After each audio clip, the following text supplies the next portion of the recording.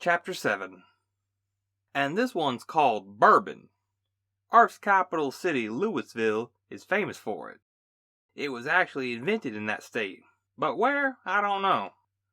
Captain Bonnie seemed to be quite interested, holding the glass between her fingers, cocking her head and slowly rolling it around, causing the amber liquid to turn in time with its container. She squinted at it, held it under her nose, sniffed it, and rubbed her other fingers under her jaw, almost as a human might have rubbed their chin. Her eyes were slightly glassed over from the last few shots, and her crew waited expectantly for her to decide whether to drink or not, while their human host explained the drink. This has got a bit of a burn to it, but you can temper that with a mix if you... Reginald stopped talking when his Dalmatian counterpart tilted her head back and took the whole glass in one straight shot. She slammed the base of the glass down and licked her tongue around both sides of her snout to catch any left behind. She leaned forward towards Captain Archer and said, "That was wonderful. What else you got, Captain?" The crew followed their captain's lead, and Reginald felt his eyebrow twitch. "You're supposed to actually sip that one." "That was just sipping really, really fast, if you think about it," Bonnie replied with her tongue lolling free while she panted with the utmost contentment. I see. Well, there is one more thing," Reginald tentatively muttered while looking between his guest and his crew. "Well, what is it?" she asked, and he answered. "Alcohol has been a staple of human life for tens of thousands of years. According to Professor Walker, my teacher back at the University of Louisville, it's the most likely reason that people settled down and started farming and building civilization, just so we could get more of the stuff. And along the way, we started making games to go with it." He ceased speaking when he saw her head cock again, in such a way that he just could not stop marveling at how cute this species of alien was. Like a curious puppy, he thought. Games? Don't you ban games after childhood? No, of course not. I just went through your games. Ugh, this stuff is getting to me, I think, she said and touched her head, then snapping her eyes back to him. "I still want more, though," she insisted, and he only lightly chuckled in response. "Yes, well, one of those is an old tradition.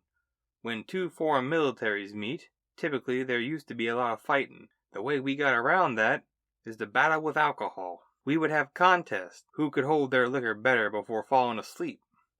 As Reginald explained the matter, Bonnie felt her tail start to move all on its own. "Make the prize your pirate movies and some more of this stuff?" She gestured behind her towards the bar, and the robot turned towards her with the silent expectation of another order. "And we will have your contest. I'll call my bridge crew over. It'll take a while to finish things up. Bridge versus bridge for pirate movies and booze. And you can offer something of equal worth to you." Archer's suggestion was briefly met with a surprisingly remorse downcast face. "There's not much left," she answered. "Meh. Pay up later after you lose. Whatever is fine," he said and called out. "System comm. Captain Archer speaking. Relay to bridge crew. Report to rec deck in civilian clothing for recreational diplomatic obligations. In communication."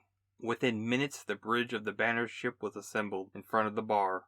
"Men and women of Earth, we embark now on a battle against a worthy foe." He gestured toward the Dalmatian crew. "We need tables, chairs, and all your alcohol tolerance for this fight. Your mission, if you are brave enough and bold enough to accept it, is..." He gestured behind him again to the assembled motley crew of the Red Spark. "To drink them under the table." "Sir! Yes, sir!" they shouted, and in short order the human bridge crew had retrieved tables and chairs enough to pair the ships off against each other in 2s and 4s. "Bottle service mode. Activate. Override Archer 24601. Notify sick bay and order medic team to be on standby," Reginald said, and Bonnie asked him, "What was that? For the ones who need to sleep it off," he said as the two crews claimed their seats, sliding chairs back and picking their opponents. "Oh, and one more thing. Another old tradition. One you probably picked up in that game," Reginald's cocky smile returned. "Computer, load Irish drinking songs. Playlist title, Crush It," he said, and the drinks began to pour from bottle to bottle. Human hands and alien ones alike spat corks onto the floor and sloshed brown liquid-filled glasses. Shot by shot, the two crews slayed their true foes, the bottles.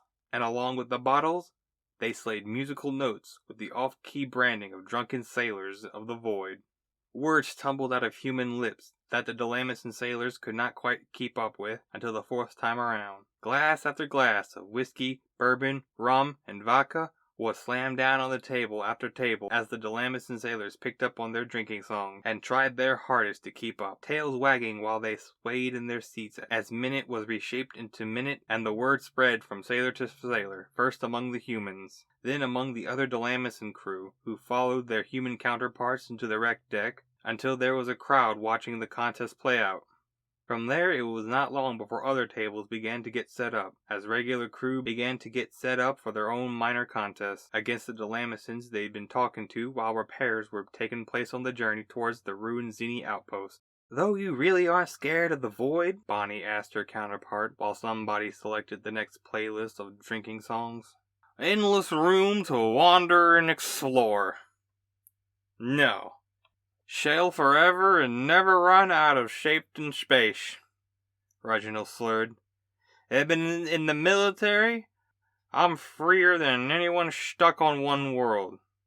This is what humans dreamed of for centuries." Bonnie nodded along.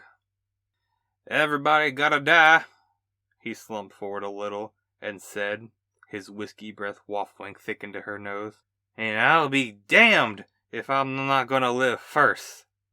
He slammed his glass down, and Bonnie couldn't help but think, that there makes perfect sense.